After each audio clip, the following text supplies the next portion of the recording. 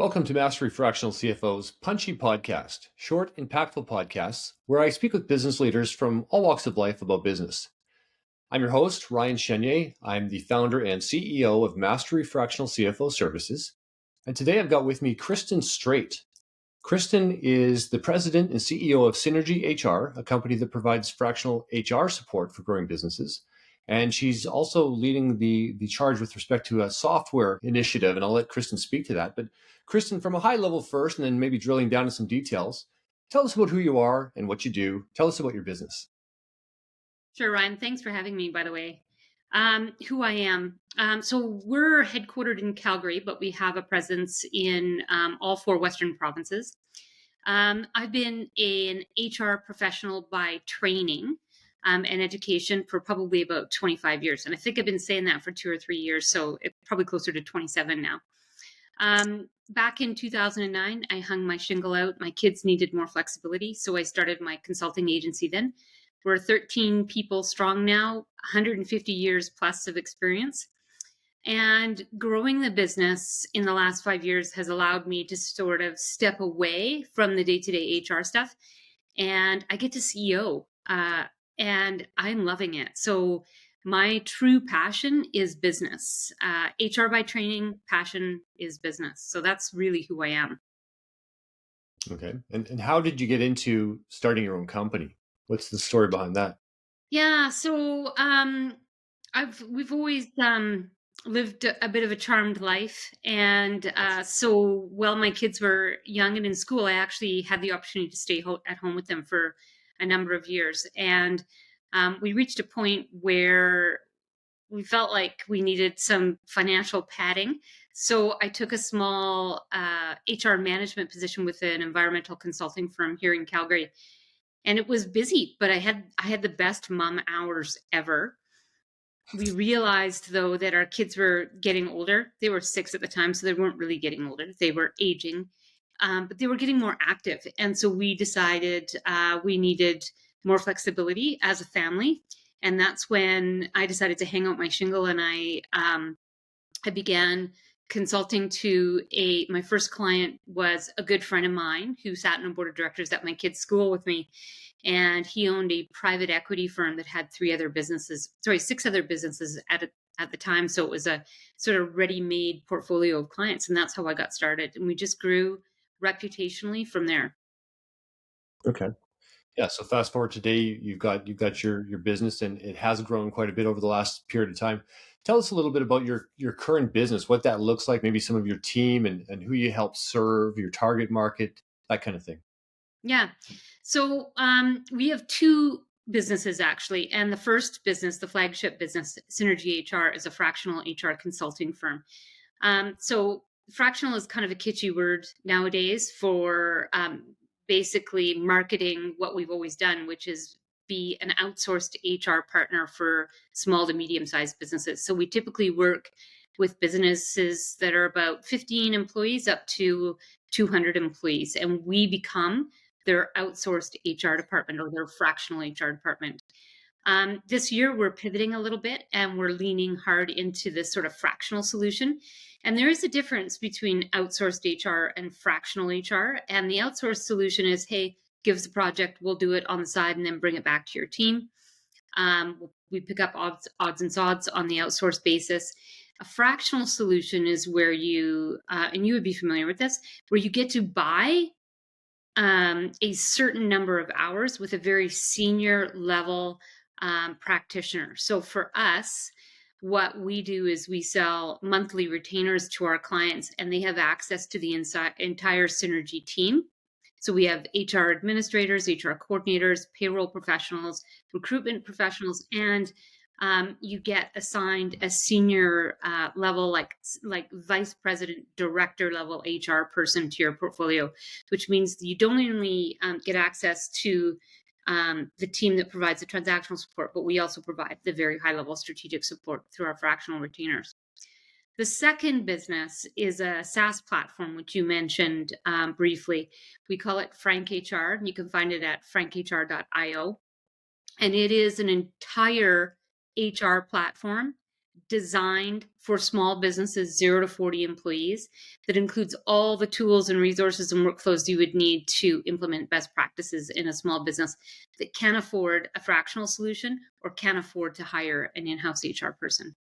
So that's what we do. And we have the unique opportunity of getting to partner with some really cool businesses that are scaling, growing through merger and acquisition activity, or just growing organically through their own sales and marketing efforts. So we do everything from construction right through to healthcare, right through to, I think, marketing and design. We have a new marketing design company, an architectural firm on our client roster, you name it.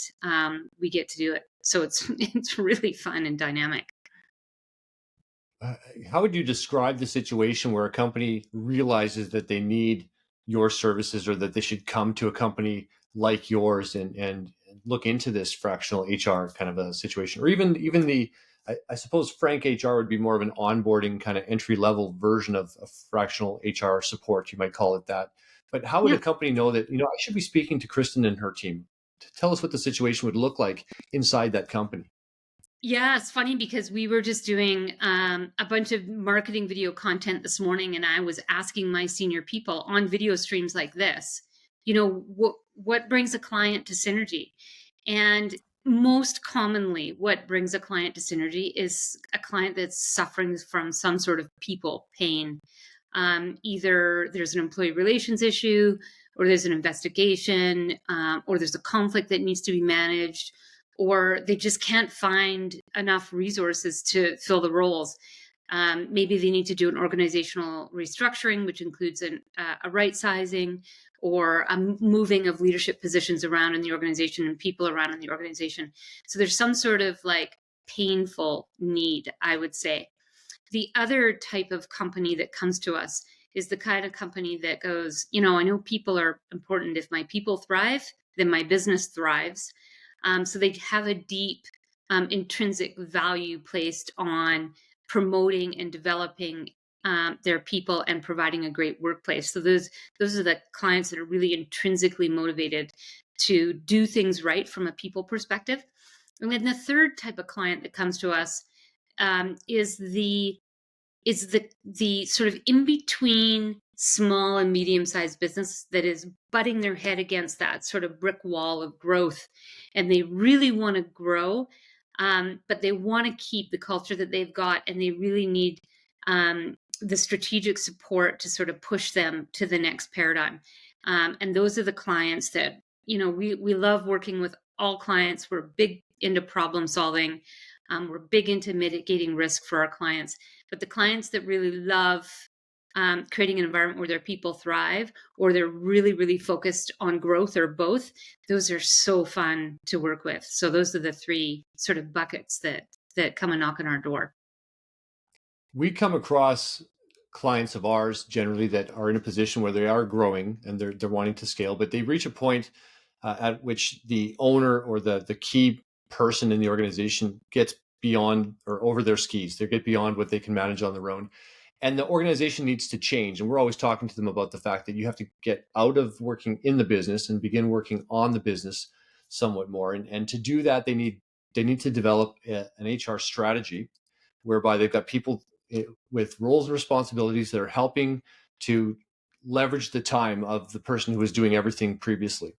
And even as organizations get even larger, you'll get a department head like the vice president of sales and marketing, but really that person's like the number one salesperson, and they've got a few assistants, but they're not trying to leverage the organization by putting together processes and by training and developing the people and by working out an organizational structure that'll support growth. And maybe that's not something your organization addresses, but my question to you is, does your organization address that, or what does your organization do around that kind of an issue?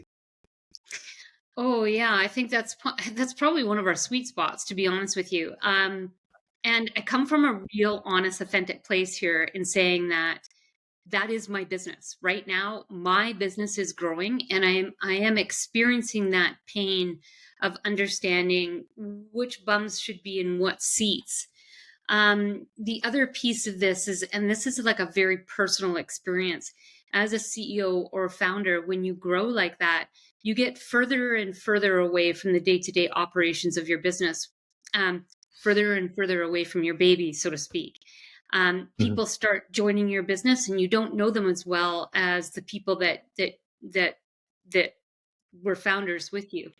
And so you feel like somewhat disconnected from the day-to-day reality of it.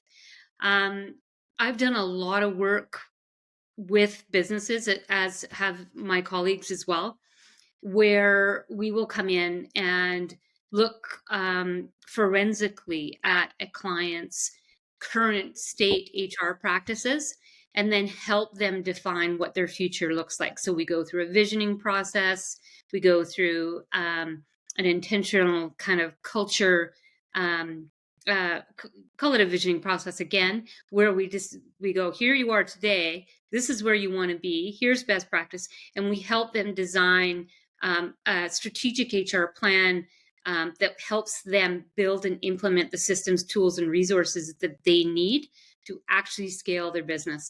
One of the most important things that I took out of my conversations today with my senior leaders was that performance management tools, simple, easy to execute performance management tools, are the key to driving successful growth in a business. And we bump into businesses all the time that don't take that stuff seriously, or they don't have the tools and resources to do it, and they want to take it seriously. So for us, building those systems and processes is second nature. We have a lot of IP already that we pass along to our clients. But we're really good at going, okay, here's your pathway forward. This is what you need to do to scale your business. Did that answer your Yeah, question? that's for sure it does, and that's fantastic because that's really important. We see it so often, no matter what level the business is at, to get to the next level, they're going to have to make changes, and often Yep. it's going to involve the labor staff, right? And for us, one of the things we're always trying to do is help the stakeholders, the key stakeholders in the organization, understand what's driving your profitability, what's driving your revenue. And that Mhm. can be, sales driven by salespeople and what they're doing and their processes and how they're being managed. Efficiency of workforce can contribute to the bottom line in a significant way and can contribute to the growth of an organization in a significant way. But a lot of business owners are really good at the operation. When they're a relatively small company, as they grow, they get better and better at all of these different things.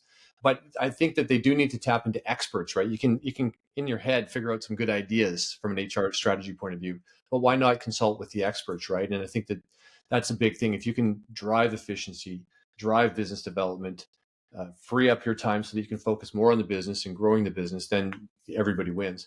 And that's a big part of it too. And this is a key reason why I ask Kristan, is because I'm always telling my clients, think of every dollar you spend not as an expense, but as an investment. So what's the Mhm. return on investment? And maybe if you wouldn't mind just kind of putting the same thing in those terms, what would you say the return on investment is with an organization that seeks out your company and works with your team? What would they recognize in 6 months or a year or 2 years that's going to make them a better company after working with you? Yeah, I think that's a really great question, because you know what? The truth is, HR ROI is really hard to measure. We're often seen as a painful cost center that just drives administrative processes. Um, so the first, I think one of our key, advantages is because our team is so large. We have over 150 years of experience on our team, which means that Mhm. when your organization needs support and help, you don't just get access to one person; you get access to an entire team. So problems are solved faster, risk is mitigated quicker, and solutions are developed that help build really dynamic, thriving workplaces quicker. And so, one of the biggest ROIs for us is we can do it faster and better. Those two things, faster and better. We're Yeah. also very pragmatic from a business perspective. And so we are not the kind of company that's going to push solutions that do not help our clients achieve their strategic visions. There's a lot of questions right now, and I'm going to tackle this topic just for like 3 seconds here. There's a lot of Sure. questions Yeah. right now around the ROI on an investment in diversity, equity, and inclusion initiatives. As you would well know, it's all over the news. There's the white papers being written on it today. 3 years ago, it's a no-brainer to invest in DEI. I still believe strongly that there is a value add component to those initiatives. But the biggest question we get from clients with respect to this issue is, what's the right solution for me? And so the biggest ROI and one of the biggest impacts we have is helping companies figure out what is the level of investment that they need to make to create a thriving, people-oriented workplace culture that helps your business grow. We increase employee net promoter scores. That's a simple KPI for us to measure. We increase employee net satisfaction by providing them with access to professional support when they need it. We're able to reduce employee absenteeism by making sure leaders are focused on engagement, building trust through relationships, and ensuring that employees are overall satisfied, not just with the relationships they build in the business, but the compensation that they're receiving, and that they're engaged in productive, meaningful work. That's a Okay, lot. those are good answers. Yeah, it's a lot to think about. But that's the thing, right? Human resource strategy is one of the main aspects of any CEO's job. It's trying to manage how we're going to grow the organization, and it's going to be with people and or technology, and probably a combination of both. And so you need to be very strategic about it. It's going to be one of your number one cost centers, but if it's being utilized correctly, it is going to drive a substantial return on investment. It is hard to measure. I'm with you on that. But you said what, faster and better. So when you're talking about faster, that's the time component, and time is Yeah. money. If you're more efficient, it's going to drive profit. And quality, if you do it right the first time, that's less expensive than going back and having to rejig things. So I appreciate what you're saying very much. I recognize, by the way, the return on investment, but I do acknowledge it is hard to measure that. I think I would add, for anybody who's considering, if they're at that point where they're struggling and they're not sure if they want to outsource some aspect of the human resource part of their business, you cannot grow without good people. You can become big, but then you're going to collapse. If you want to build a house of cards, I guess that's a different story. But if you want to grow a solid foundation, grow upon a solid foundation, and make sure that every level that you add to your organization is solid, you want to have good people in place. You're going to need good processes, and you're going to want to sustain that and retain those good people, and have a process for managing the people who aren't so good. All of that, and it gets way beyond what a smaller company can manage on their own, as they're working towards becoming a big company. In a big company, there's going to be an HR department, and it's not just a department. Some people have a misconception that the HR department is somewhere where I go to complain about my boss.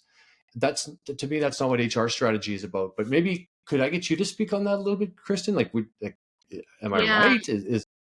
So I have some, you are bang on, Ryan, and I have some personal philosophies around, what is HR in a business. And I believe that there's when you just look at your HR team, there's two components to it. There's the transactional piece, the everyday paperwork, management of system and processes, filing stuff, compliance, all that kind of stuff that happens on a day-to-day basis.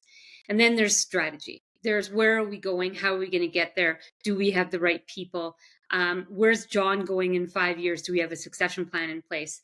So this is like forward thinking, proactive, big decision making HR that requires, I don't know if you've read the book Atomic Habits, tiny little behavior changes today in order to make those changes happen tomorrow.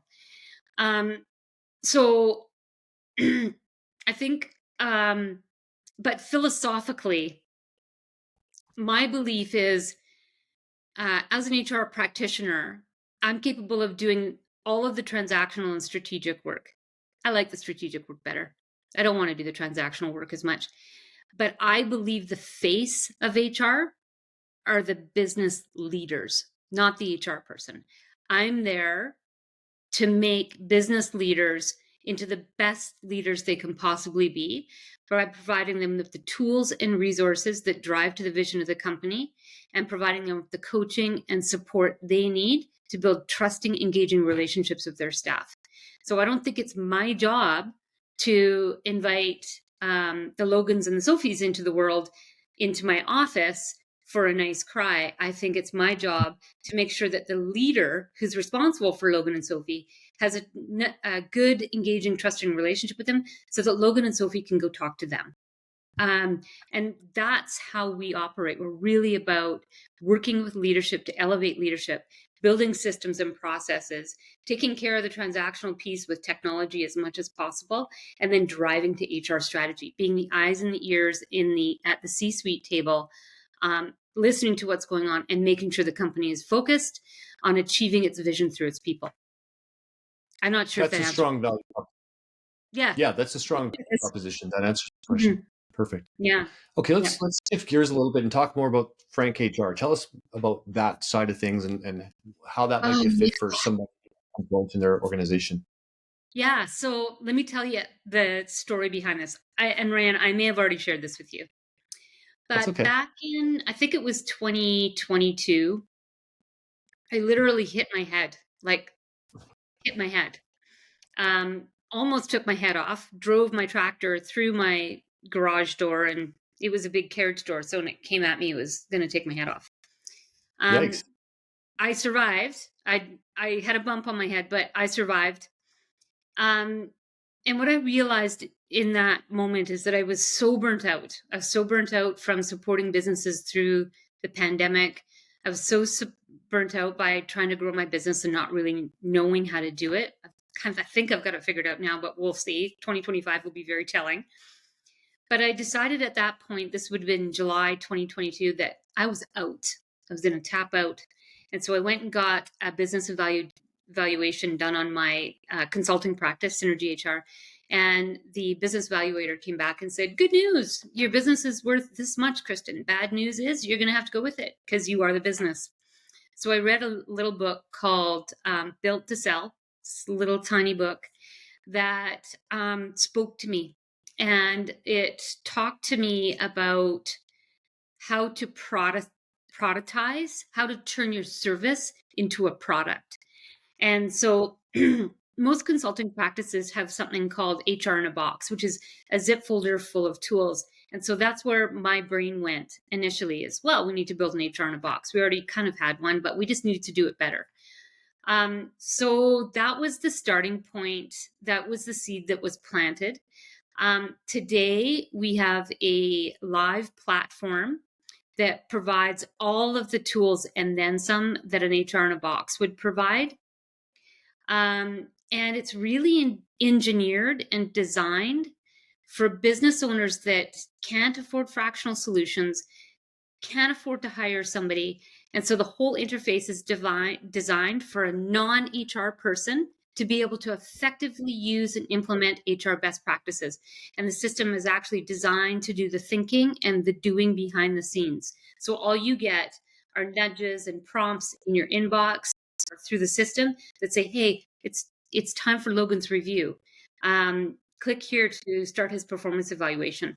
This is an MVP stage tool. It's been quite a journey. I between you and me and the rest of the audience, I thought I was too old to think this way. I've learned a lot. Going into the tech world has been very eye-opening. But I do think that my superpower is that I've already built a very successful business once. I feel like I bring that business acumen to my tech platform as well. So that was the whole like bright idea moment that led us to the platform that we now have today, that's live and operational and open for business. Okay, great. I like that. So, Kristen, if you could give one piece of advice that you've learned as an entrepreneur to any other entrepreneur, what would that be? You're gonna love this. Um, Cash is king. You've I kind got of to like that. manage. You've got to manage financials. Um, Yeah. and I am quite fiscally risk adverse. And so I've been able to bootstrap the development of my entire SaaS platform. Um, and it's fantastic. It's beautiful. And the idea of having investors come in and take a percentage of the ownership, that there is a future for that. But I wouldn't have been able to do that if I hadn't paid attention to my bottom line. Yeah. Yeah. That's good advice. Absolutely. Okay. Now we've reached the point in the program where I give you the opportunity to ask me, a fractional CFO, any question that you want. Yeah. Okay. So I've been thinking about this. I thought about it this morning when I took my dogs for a walk. Um, I'm in, as are most businesses right now, I'm in bonus contemplation time. And a lot of businesses, so my fiscal year end is December 31st, and a lot of businesses wait until the new year to pay out their bonuses.